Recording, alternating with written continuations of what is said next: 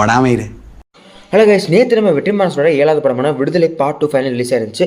Release ஆனதுக்கப்புறம் ஒரு தரமான சம்பவம் பண்ணிட்டு அப்படிங்கிற மாதிரி சொல்லலாம். ஸோ அவர் ஃபிலிம் கரியரில் என்னதான் 7 படம் கொடுத்துருந்தாலுமே கூட 7 படமே ஒரு மாஸ்டர் பீஸ் அப்படிங்கிற மாதிரி சொல்லலாம். ஸோ நம்ம இன்னைக்கு அந்த 7 படத்துல இருந்து ஒரு டாப் 5 பெஸ்ட் லிஸ்ட்டை வகைப்படுத்தி வரிசைப்படுத்தி பார்க்க போகிறோம். ஸோ ஸ்கிப் பண்ண ஃபுல்லாக பாருங்கள். திஸ் லேஜர் your welcome to my YouTube channel.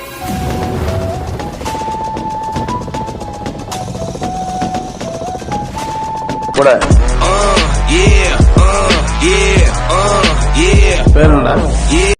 So இந்த மாதிரியான டாப் 5 லிஸ்ட் வீடியோக்கு வந்து ஒரு டிஸ்க்ளைமர் வச்சிருப்பேன். ஸோ அது இந்த வீடியோக்கு சொல்ல கடமைப்பட்டிருக்கேன். ஏன்னா இந்த வீடியோவில் வரக்கூடிய இந்த டாப் 5 லிஸ்ட் எல்லாமே என்னோட பர்சனல் ஒப்பீனியன் தண்ணி அந்த கண்டென்ட் எந்த அளவுக்கு இருக்குது அப்படிங்கிறத பொறுத்து நான் டாப் 5 ஆர்டர் பண்ணியிருக்கேன். அண்ட் ஏன்னா நம்ம வெற்றிமாறன் சார் பண்ண எல்லா படமே ஒரு மாஸ்டர் பீஸ் தான். பட் இருந்தாலும் அதில் கண்டென்ட் வைஸாகவும் எனக்கு என்னோட பர்சனல் ஒப்பீனியன் வைஸாகவும் எது பெஸ்ட்டாக இருக்குது அப்படிங்கிறத பொறுத்து நான் டாப் 5 ஆர்டர் பண்ணியிருக்கேன். அப்படிங்கிறத சொல்லிட்டு வீடியோக்குள்ளே போயிடலாம்.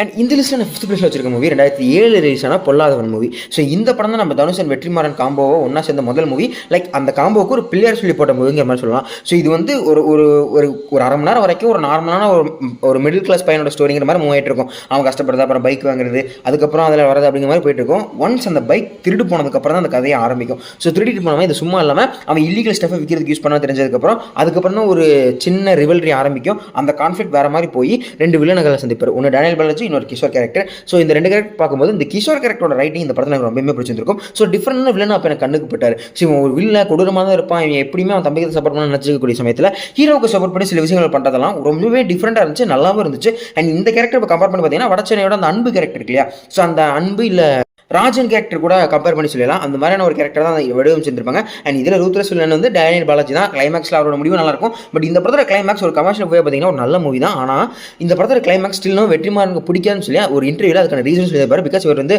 ஏதோ ஒரு ஹால் மூவிஸ்லேருந்து காப்பி பண்ணி அப்போது இந்த படத்தை முடிக்கணும்னு எடுத்துட்டு அதனால் இது வந்து என்னோட ஒரு ஒஸ்டான கிளைமேக்ஸ்ங்கிற மாதிரி கூட மென்ஷன் பண்ணியிருந்திருப்பாரு.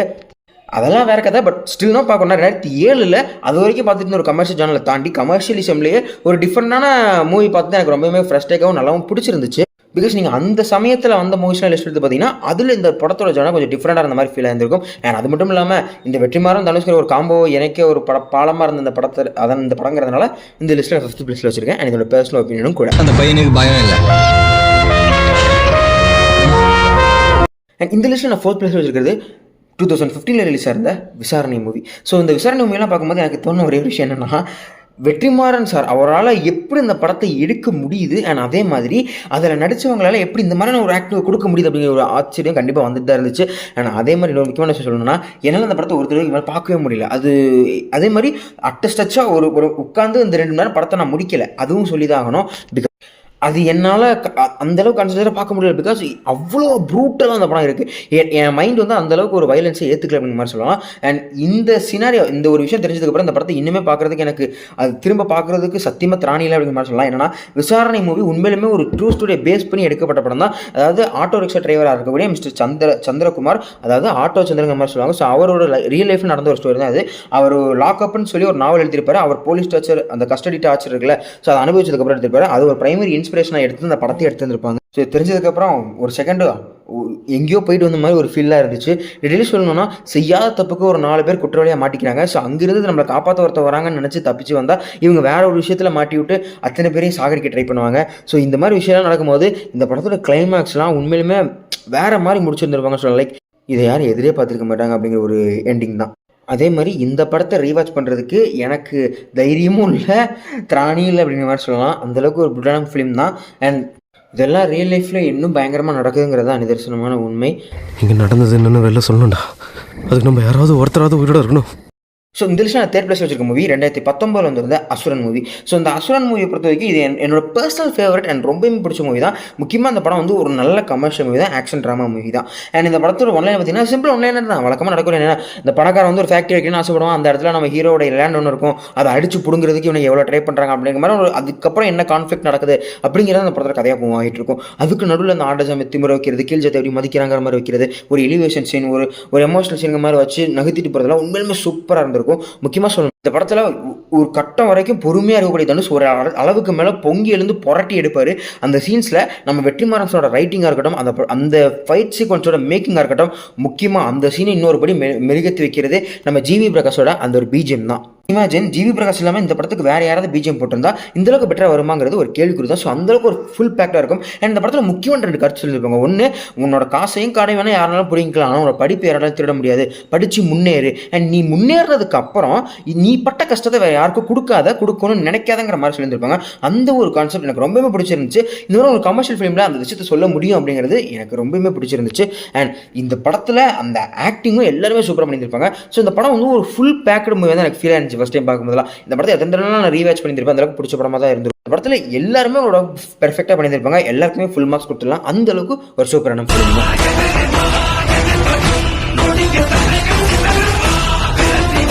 ஸோ ஃபைனலி டாப் 2 பொசிஷனுக்கு வந்துச்சு. ஸோ செகண்ட் பிளேஸில் இருக்கிற மூவி கண்டிப்பாக சில பேர் கெஸ் பண்ணியிருப்பீங்க. அதான் வடச்சென்னை. 2017 ரிலீஸ் ஆன மூவி இது. ஸோ இந்த வடச்சென்னைக்கு அப்புறம் தான் அசுரன் வந்துச்சு. ஸோ வடச்சென்னை பொறுத்த வரைக்கும் இது உண்மையுமே ஒரு நல்ல ஃபிலிம் மாதிரி சொல்லுவாங்க. இந்த படத்தில் நிறையா பொலிட்டிக்கல் டைலாக்ஸ் வரும், நிறைய தேவையான டைலாக்ஸ் வந்துட்டு இருக்கும். அதெல்லாம் பெர்ஃபெக்டாக அமைச்சு உட்கார வச்சுருப்பாங்க.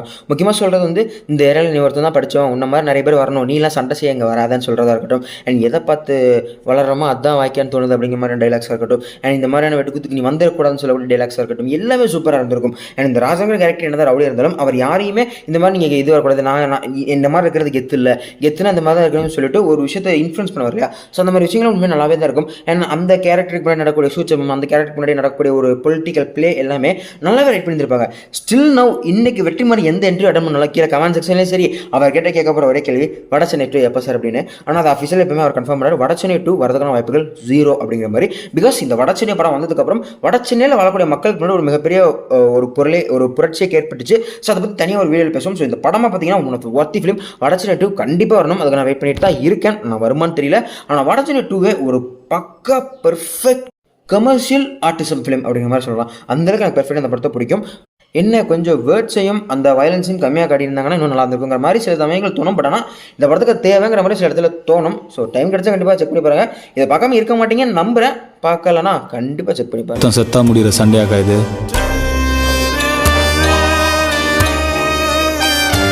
இந்த லிஸ்ட்டில் டாப் 1 பொசிஷனில் இருக்கிறது கண்டிப்பாக நிறைய பேர் கெஸ் பண்ணியிருப்பீங்க. விடுதலை பார்ட் 1 and 2 ஒரு கோஹிசிவ் ஸ்டோரியை 2 பாட்டாக பிரித்து சொல்லியிருந்திருப்பாங்க. ஸோ உண்மையுமே சொல்லலாம் இந்த 2 படமே ஒரு well made and well written movie தான். மேக்கிங்காகவும் சரி, ரைட்டிங்காகவும் சரி, அண்ட் எல்லா வகையிலுமே சரி இந்த படம் ஒரு பெர்ஃபெக்டான மெயின் மூவி தான். விடுதலை பார்ட் 1 ஒரு ஸ்டாண்டர்டை கிரியேட் பண்ணி போயிடுச்சு. பார்ட் 2 அந்த ஸ்டாண்டில் வந்திருக்காங்க அப்படின்னா கிட்டத்தட்ட அப்படி தான்.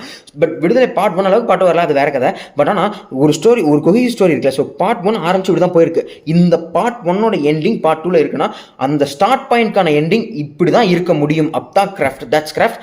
இந்த ஸ்டார்ட் பாயிண்ட்கான எண்டிங் இதுதான். அது படத்தோட ஸ்டார்டிங்ல நமக்கு டீஸ் பண்ணி கொண்டு வந்துட்டாங்க. நான் பார்ட் 1 முடியும் போதே கெஸ் பண்ணிட்டேன் இந்த படத்தோட எண்டிங் இதுவாக தான் இருக்கும் அப்படின்னு சொல்லிட்டு. ஸோ அதே மாதிரி தான் அமைஞ்சிருந்துச்சு. அண்ட் இது வேற எப்படியும் காட்ட முடியாது. பிகாஸ் இதான் அப்படி. இந்த படம் வந்து ஒரு செம்மையான அரசியல் புரிதலான ஒரு படம். அரசியல்னா என்ன, அண்ட் கம்யூனிசம்னா என்ன, சோசியலிசம்னா என்ன, ஆனால் அதையுமே தாண்டி வயலன்ஸ்னா என்ன, வயலன்ஸை எதுக்கு சில தலைவர்கள் எடுத்து அதுக்காக அதை வச்சு போராடுறாங்க, வயலன்ஸை தவிர்த்துட்டு சில பேர் எதுக்கு அப்படி போராடுறாங்க அப்படிங்கிற ஒரு விஷயத்தை தெளிவாக சொல்லியிருந்திருப்பாங்க. அதெல்லாமே உண்மையாக நல்லாவே தான் இருந்துச்சு. அந்த நிறைய ஸ்டெப்ஸ் இருக்குது. ஸோ அது கண்டிப்பாக தனியாக ஒரு வீடியோ ட்ரை பண்ணுறேன். வேணும்னு நினச்சிங்கன்னா கண்டிப்பாக கமெண்ட்ஸ் சொல்லுங்கள். அதுக்கான ஒரு வீடியோ கூடிய ரெடி பண்ணி போடுறேன். ரெண்டு சொல்கிற ஒரே விஷயம் தான், விடுதலை பார்ட் 1 பார்த்துருந்தீங்கன்னா கண்டிப்பாக பார்ட் 2 பாருங்கள். பார்க்கலன்னா பார்த்துட்டு விடுதலை பார்ட் 2 கண்டிப்பாக தேட்டரில் 1 டைம் போய் பார்த்துருங்க.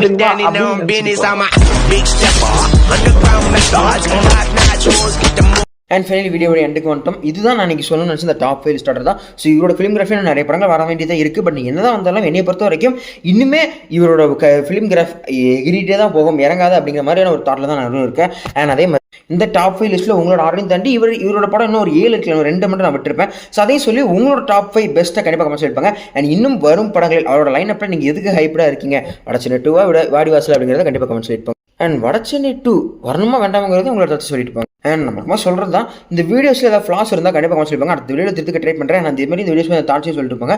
அண்ட் இதுக்கு மேலே பெருசாக என்கிட்ட பேசுறதுக்கு வந்து கண்டனும் இல்லை, ஜவு மாதிரி இழுக்கவும் விரும்பலங்கிறத சொல்லிட்டு வழக்கமாக சொல்கிற ஒரு டாலர் கூட முடிச்சிடுறேன். இதே மாதிரி இன்னொரு இன்ட்ரெஸ்டிங்காக வீடியோ சந்திக்கிறேன். லேசி ரிவ்யூ ஷைனிங் ஆஃப்டரா, பாய்.